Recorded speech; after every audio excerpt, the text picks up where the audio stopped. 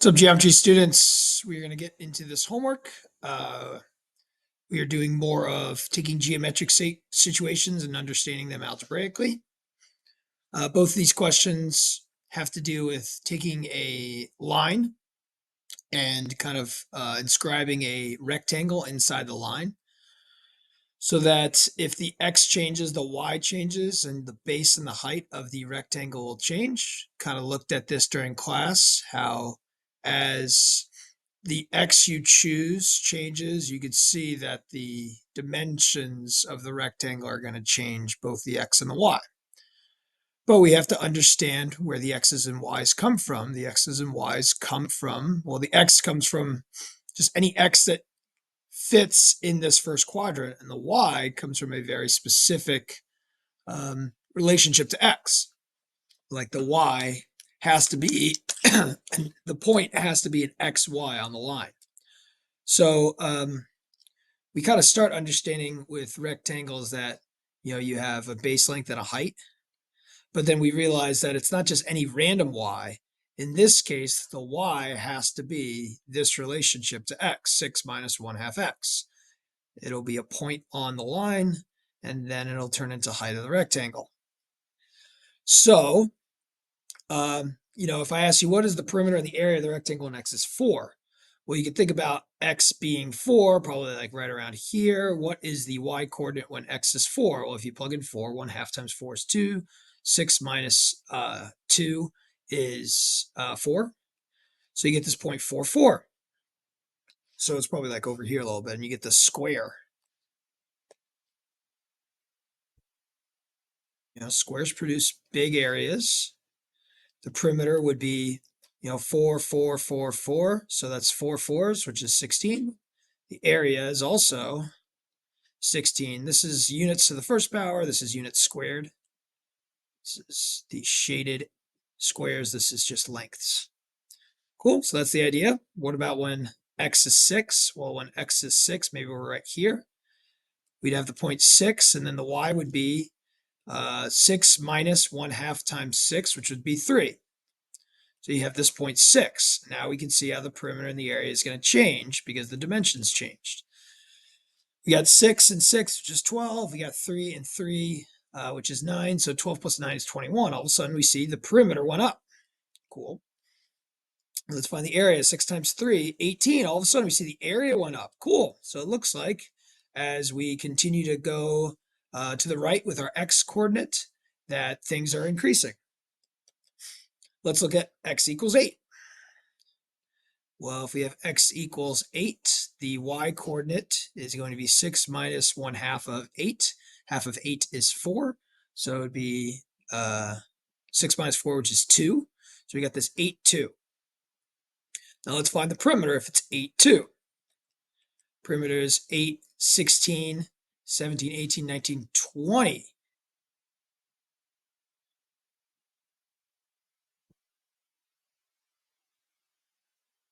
The perimeter go down. 6, 12. 18. Oh, this is 18. I don't know what I was doing. I was doing plus 9, but it's 6 plus 6 plus 3 plus 3. So it's 12 plus 6, which is 18. My bad.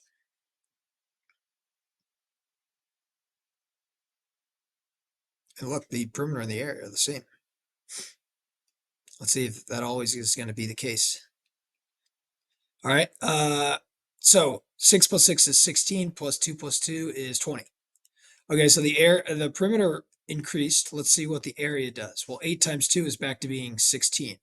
All of a sudden, the perimeter and the area are not the same. We can see the perimeter is increasing, but the area increased and decreased. So as we go on further and further and further, it looks like our area is not going to increase, but maybe our perimeter does. How are we going to know for certain, like, the situation? Will our perimeter always increase? Will our area go up and down? Where will our area be the max? Where will our perimeter be the max? This is when we create an expression, an algebraic expression for the perimeter and the area, and then we can look at that graph, or we can analyze that graph. Okay, so let's look.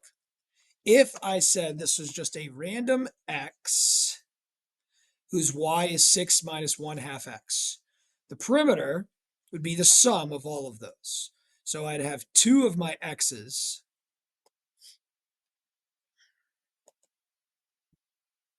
and I'd also have two of my 6 minus 1 half x's. Now I'm going to go ahead and simplify that. This is 2x plus 12 minus x, and I get that the perimeter is going to be x plus 12. Now let's see if that works. If I plug in an x of 4, I get a perimeter of 16. If I plug in an x of 6, I get a perimeter of 18. If I plug in x of 8, I get a perimeter of 20. We can look at the graph of x plus 12. We know what x plus 12 looks like. We could graph the perimeter. X plus 12 looks like that, which means, like, when is the perimeter going to be the greatest? Well, we get this idea of what happens if we get all the way over here to this point. Now, this is the x-intercept. This x-intercept, when y is 0, is when x is 12.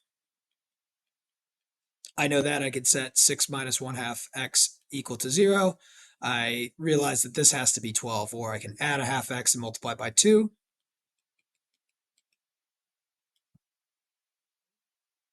Well, when x is 12, my perimeter is going to be 24. But then we have the idea of, like, do we even have a rectangle?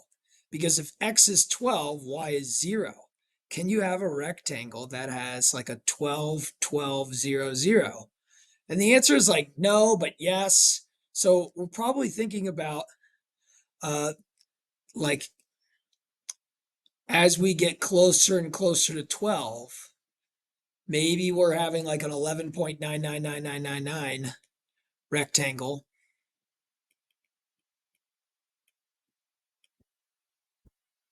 And we have like some very, very, very small y. That's going to have a bigger perimeter than any of the other perimeters. So perimeter grows. There's no like answer to when is the perimeter greatest. It's just like the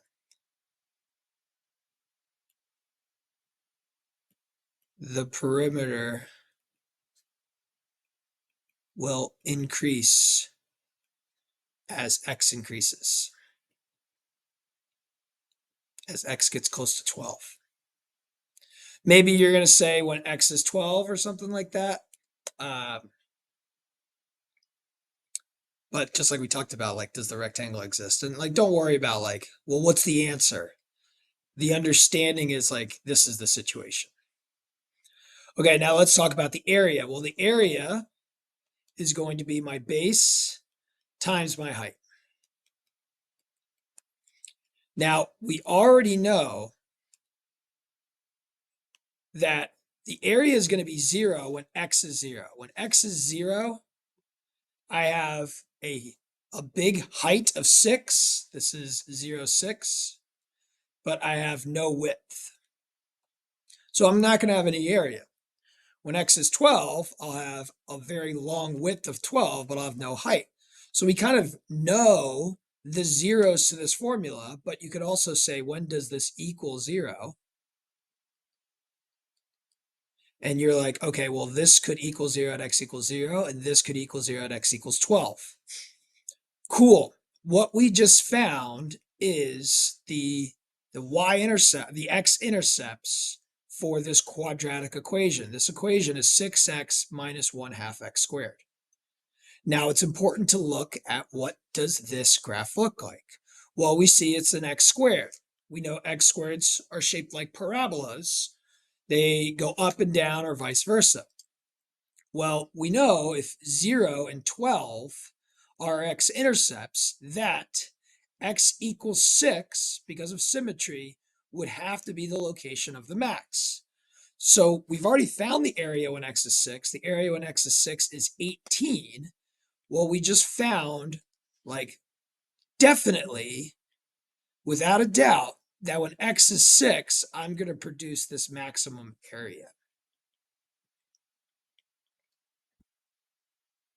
If you plugged in values like 4, 6, and 8, you're going to get areas that we saw, but just in this equation, you'll see that it's going to produce that.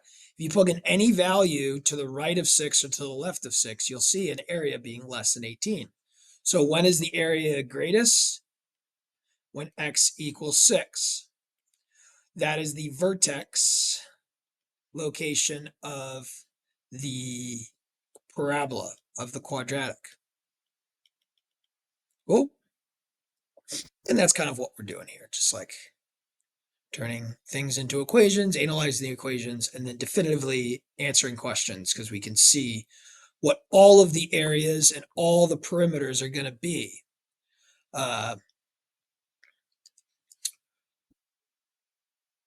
Any x value. Here, this perimeter would be 12. Here, this perimeter was 24.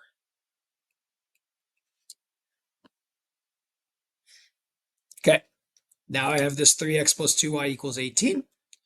We could figure out what the y is when x is 0. We could figure out what the x is when the y is 0. That's going to help give us some context. If x is 0, y must be 9. If y is 0, x must be 6. So what did I do? I just plugged in 0 for x. So I got 0 plus 2y equals 18. I got y equals 9. Here I plugged in 6 for x. I get 18. Sorry, I plugged in 0 for y. I get 3x plus 0 equals 18. I get x equals 6. Cool. So we can see like our rectangles are going to be in between 0, 9 and 6, 0 on this line. Now, let's find some perimeters and areas when x equals 2. Now, we could do something first, but I'm going to wait till later to do it. I'm going to show you what we will need to do. What we will need to do is solve for y. So we can see what y is equal to in terms of x. That way we can have an x and a version of x. But I'm not going to do that yet. I'm just going to plug in 2 for x, and I get 6 plus 2y equals 18. That means 2y equals 12. That means y equals 6. So we have this point 2, 6. The perimeter is going to be 12, 13, 14, 15, 16. It's a length. The area is going to be 12 units squared. When x is 3, I'll have 9 plus 2y equals 18. I'll have 2y equals 9. I'll have y equals 4.5 or 9 halves. So if we have this point 3 comma 4.5, I'll have 3 plus 3, which is 6, and I'll have 4.5 plus 4.5, which is 9. So 6 plus 9 is 15. Ooh, all of a sudden I see my perimeter decreases. Look at my area, 3 times 4.5, 3 times 9 halves is going to be 27 halves. So 4.5, 9, 13.5. Cool, my area increased. Let's look at when x is 4. When x is 4, I'll have 8 plus 2y equals 18. I'll have 2y equals, nope, sorry, 12.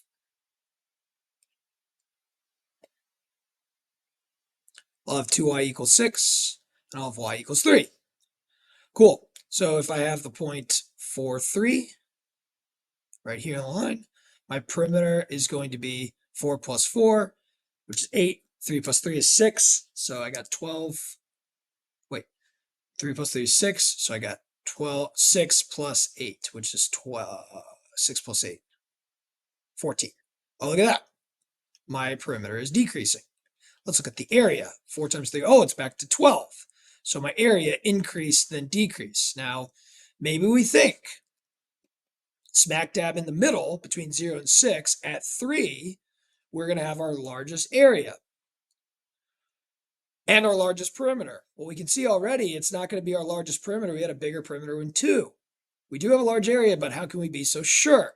This is where we're going to bring into play the idea of just a general expression for the perimeter using any x, for the area using any x. And to be able to do that, I have to first of all take this y and turn it into a version of x. So I'm going to take this equation and I'm going to solve for y. I'm going to subtract 3x.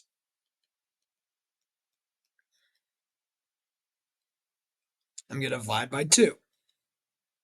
Divide everything by 2. You get 1.5x, and you get that. Now we have this idea that any point is an x, comma, a 9 minus 3 halves x. Cool?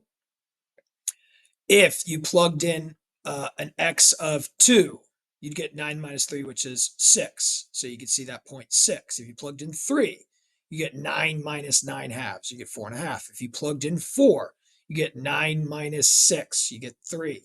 So it's like you could get these y coordinates without having to solve, because like every single time we solved, what did we do? We divided, we multiplied the x by 3. We subtracted that from 9, from 18, and then we divided it by 2.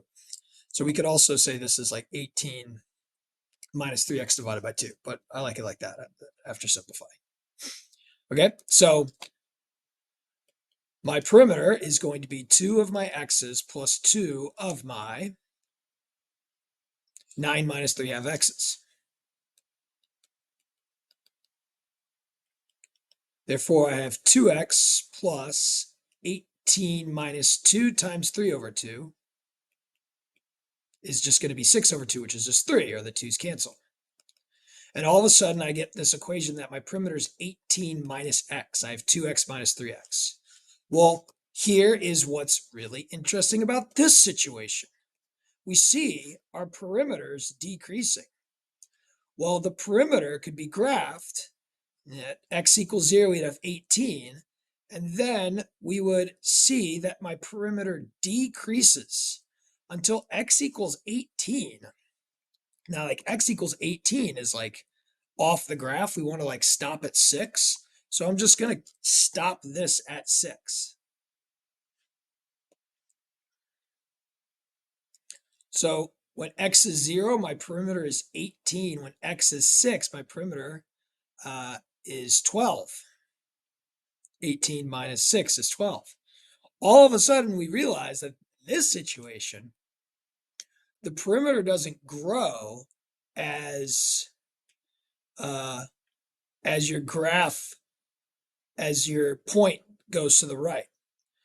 Because the line ends up, and I don't know if this is going to work, because the line ends up like this with like a steeper slope, we actually have a larger perimeter at the start than we would have at the end. And that's just like an interesting thing that happens in this situation. So we find that when x equals 0, even though there's not really a rectangle, so we would say like the perimeter is largest as x gets closer to 0.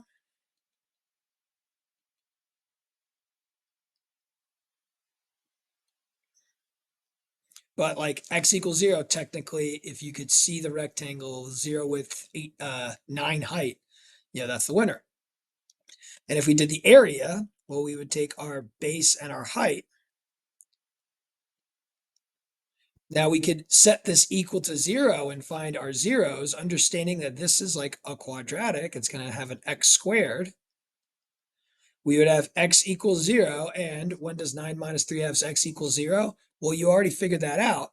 When x is 6, y is 0. So you know that the other one is 6. You realize that this is a quadratic, 9x minus 3 halves x squared.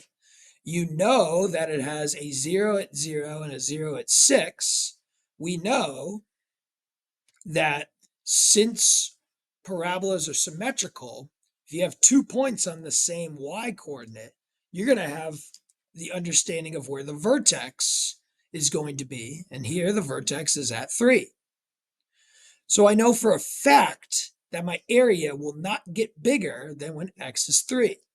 The area, which we found earlier, when x is 3, is 13.5 units. Plug in any other x, you will not get a bigger area. This mathematically kind of proves our intuition that the largest area has got to be in the middle. Turns out it won't be a square that's created. It's a rectangle, and this will be producing the largest area. How did I find 13.5? You could have done it just like we did earlier, or watch if I plug in 3, I get 27 minus 3 halves times 9. I get 27 minus 27 halves. If I got 27 minus 27 halves, I'll get 27 halves. 27 halves is 13 and a half. Okay. All right. I hope you're enjoying, I hope you enjoyed this. Hope you didn't think this was too crazy. Just like a very simple situation that is a geometric situation that we understand algebraically. Peace.